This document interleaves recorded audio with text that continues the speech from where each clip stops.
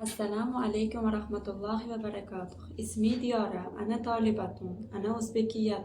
ولدت في فرغانة وفي سنة 2001 ثالث من ديكابر. عمري 25 عام. وزني 56 كيلوغرام. عندي عائلة كبيرة. في عائلتي جدي، جدتي، أبي، أمي، أخي، أختي وأنا. اسم جدي أنور، هو فلاح.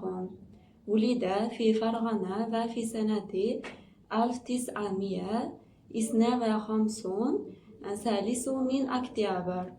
عمره 75 عام. وزنه تقريبا 78 كيلوغرام. اسم جدتي عائشة، هي خياطة. ولدت في فرغانة وفي سنة 1958 11 من مارس. وزنه تقريبا 68 كيلوغرام. اسم أبي نبي جان، هو أستاذ. ولد في فرغانة وفي سنة 1976 15 من أكتوبر. عمره 50 عام. وزنه تقريبا 8 كيلوغرام. اسم أمي مرحبا، هي خياطة ماهرة.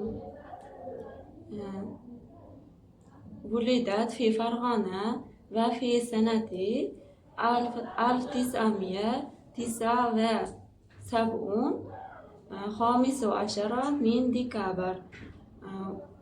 عمرها 48 عام.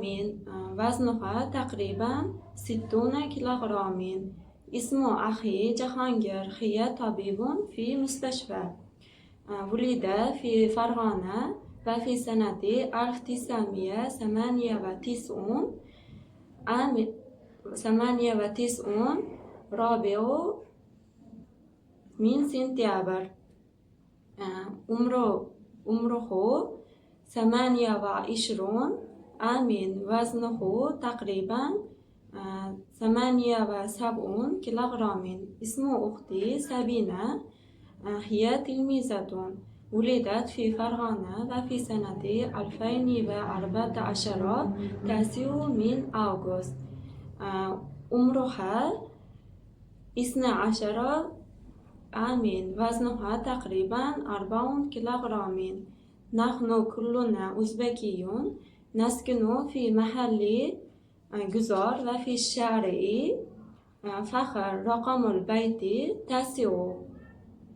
أكثر أيامي يقضي مثل ذلك. أستيقظ في كل يوم في الساعة 5 صباحا. ثم أتوضأ لصلاة الفجر وأصلي الفجر. بعد ذلك أخرج على الدار، أكنس وأنظفه، وأدخل في مطبخي أحضر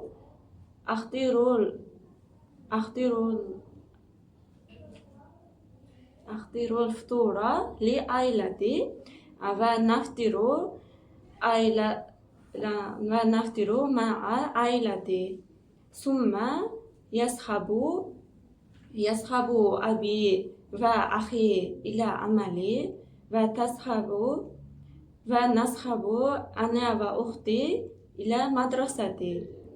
جدي يقرأ جريدة قليلا في الدار، ثم يذهب